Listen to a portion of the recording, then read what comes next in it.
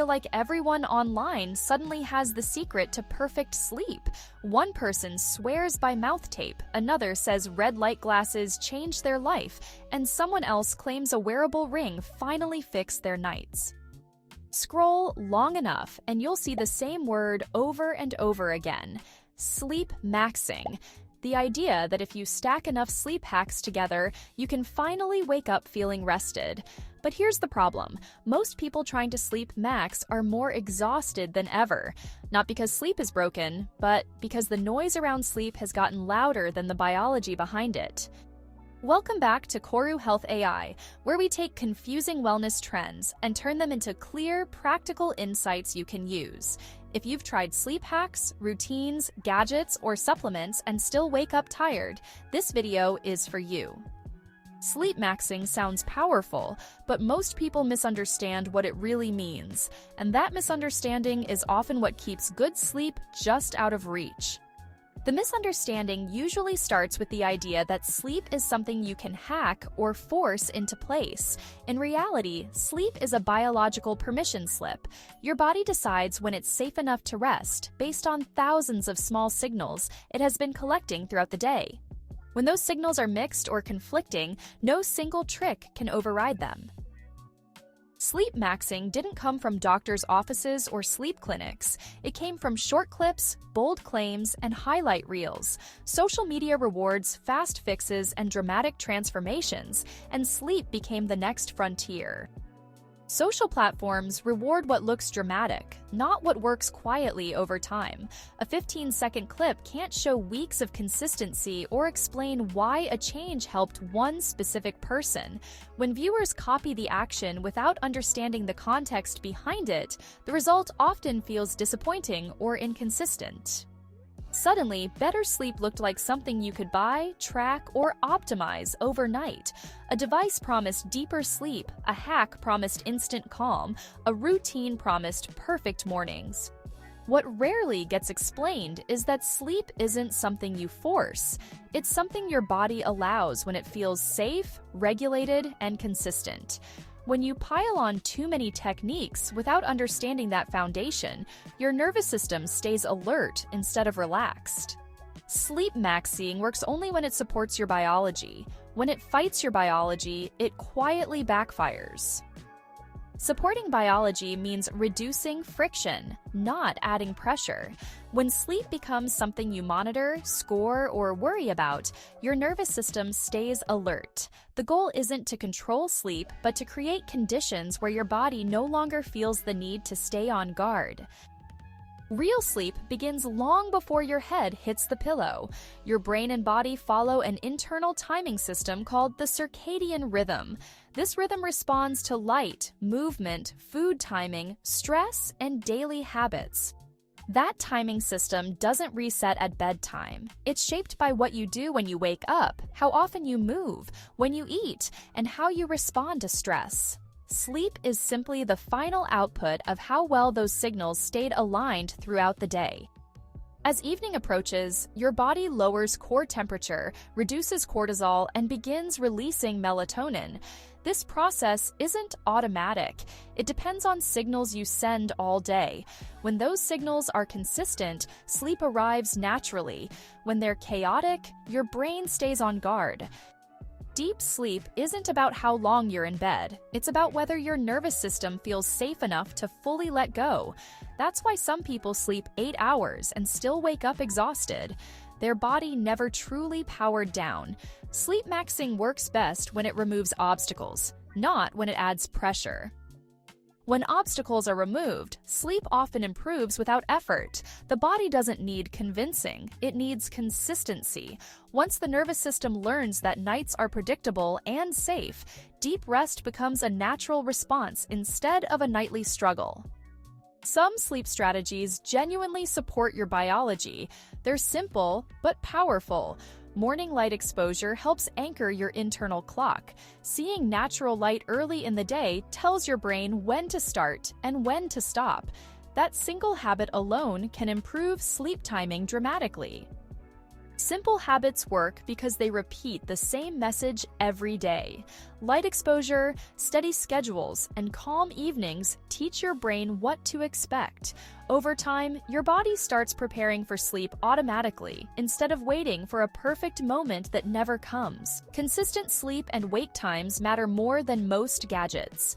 Going to bed and waking up at roughly the same time trains your nervous system to anticipate rest. Creating a dark, cool, and quiet environment helps your brain recognize safety. Your body is designed to sleep in darkness and stillness, not under glowing screens and notifications.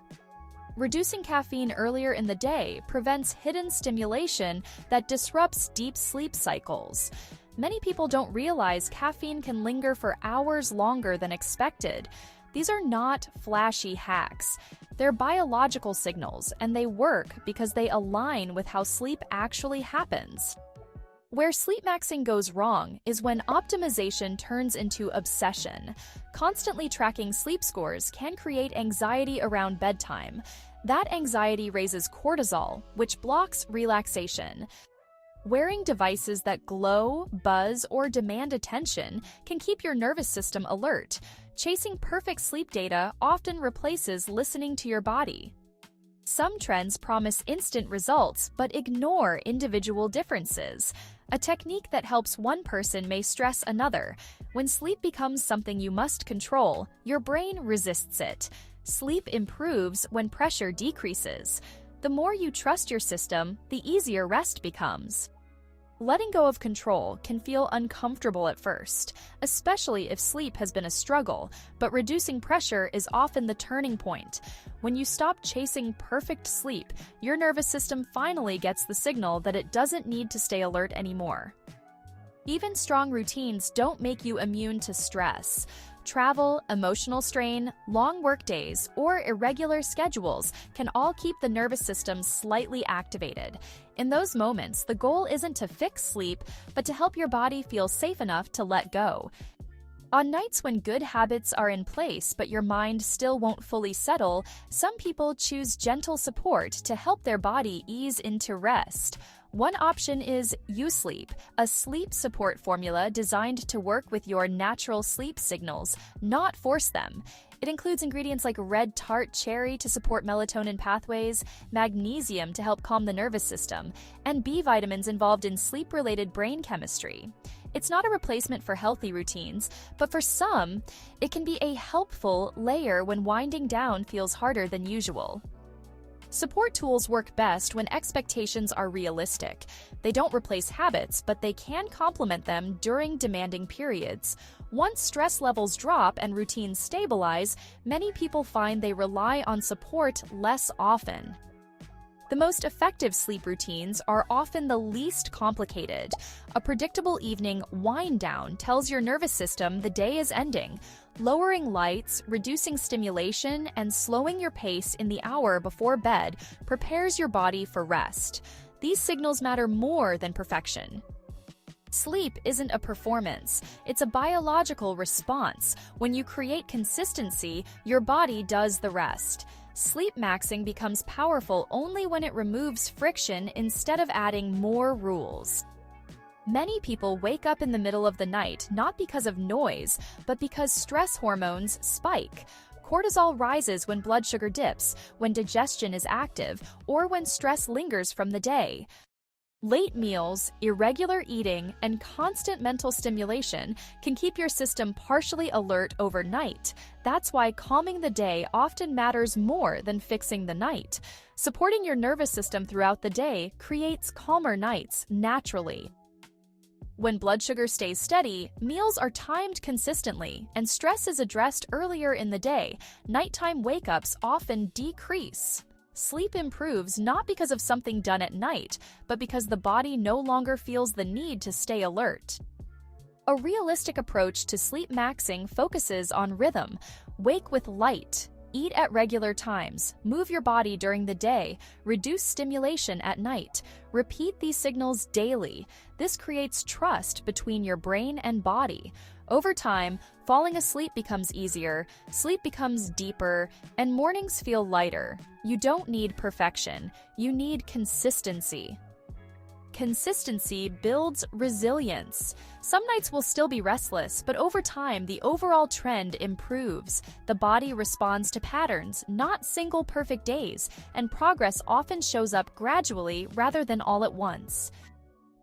Sleepmaxxing isn't about chasing trends. It's about understanding what your body needs to feel safe enough to rest. When you align your habits with biology, sleep stops feeling like a struggle and starts feeling natural again.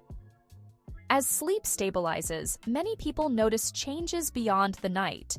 Mornings feel less heavy, focus improves, and energy becomes more predictable. These shifts reinforce that sleep isn't isolated. It's the foundation supporting everything else your body does. If this breakdown helped you understand sleepmaxxing more clearly, take a moment to like this video and subscribe. Also, to learn more, check the links in the description below.